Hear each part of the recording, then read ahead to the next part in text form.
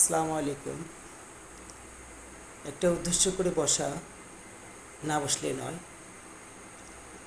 আমরা মনে করি গাছ লাগালে ফল খাওয়া যায়, এ বাস্তব, সবাই এটা জানে। কিন্তু আরেকটা বাস্তব আছে কি, গাছ লাগালে ফল খাওয়া যায় না। অনেক সময় দেখা যায় যে সে গাছে ফল হয় না, গাছটা মরে যায়। আবার সে গাছটা ওখানে হয়ে হয়ে দেখা যায় আবার ওই ছোটো থাকে, হওয়াটা বাদ নেই। আবার কিছু সময় দেখা যায় গাছ হয়ে যায়, ফলও ধরে, কিন্তু যে লাগায় তার ভাগ্যে হয় না, অন্যরা খেয়ে যায়।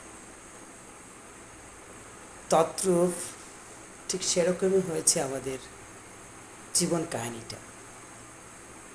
যেদিকেই হাত বাড়াই সেদিকেই স্বার্থের টান, স্বার্থ ছাড়া কোনো গান নেই।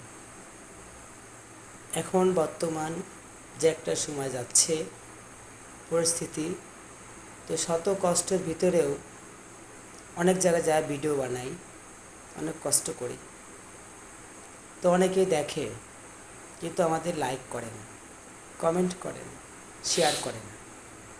তা আসলে এই যে একটা প্রতিযোগিতা দিয়েছে আর কি, চ্যালেঞ্জ করেছে ফেসবুক। তা আমি তো অতটা বুঝি না, অশিক্ষিত লাইফ আমার, অনেক কষ্ট করেছি জীবনে। ঢাকাতে অনন্ত গার্মেন্টস, হয়তো নাম শুনেছেন, আমি ওখানে চাকরি করেছি, 3-4 বছর আমি চাকরি করেছি। ফখরুদ্দিনের আমলে ওখানে চাকরি করেছি। ওখান থেকে অনেক কষ্ট করেছি, অনেক ধরধাপ হয়েছে। তো তারপরেও আমরা হাল ছাড়িনি, যে কাজ পেয়েছি সে কাজই করার কি চেষ্টা করেছি। যাই হোক, কোনো কারণে বাড়ি চলে আসছি। দেশে আসার পরে আমরা আবার যার যার মতো নিজের জীবনটাকে সাজিয়ে নেওয়ার চেষ্টা করেছিলাম।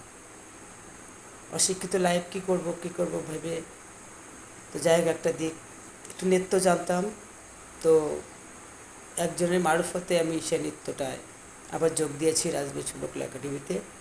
যোগ দিয়ে আজ প্রায় 12-13 বছর সে লাইনে আমি ছিলাম, এখনও আছি। তো আমি নিজের পথ থেকে সরে দাঁড়াইনি, মাঠে কাজও জানি, আমি কৃষকের ছেলে, মাঠে কাজ করি, ইত্যাদি ইত্যাদি। তো পাশাপাশি আমি ভিডিওগুলো বানাই, ভালো লাগে, অনেকেরও ভালো লাগে, তার জন্য বানাই। তো আপনারা যদি একটু দেখেন, আমার দিকে দেখেন, আমি হাত পাচ্ছি না, হাত পাতলে শুধু উপরওয়ালার কাছে, তার কাছে হাত পাতলে না নাই, ফেরত নেই, কবুল হয়ে যাবে। এখন হবে না, ঘুমে আছেন, কবুল হয়ে যাবে, এটা তো বাস্তব। তো আপনাদের কাছে একটুকু বলছি, আমি ছোটো ভাই হিসেবে, কারো সময় হিসেবে, কেউ বন্ধু আছেন, কেউ ভাই আছেন, কেউ কিছু না হলেও আমার আত্মীয়, ভাই ব্রাদার, আর মুসলমান সবাই ভাই ভাই। তো আমরা শখিন লোক, সবাইকে আনন্দ দিই, ভালোবাসি, সময়টা যায় যেন সে ব্যবস্থাটা করে দিই আমরা। তো একটু কষ্ট হলেও একটু শেয়ার, কমেন্ট, লাইকটা করে দিয়েন। আর বেশি দিন বাকি নেই পূর্ণ হতে, যদি করেন আমার হয়তো কষ্টটা একটু দূর হবে।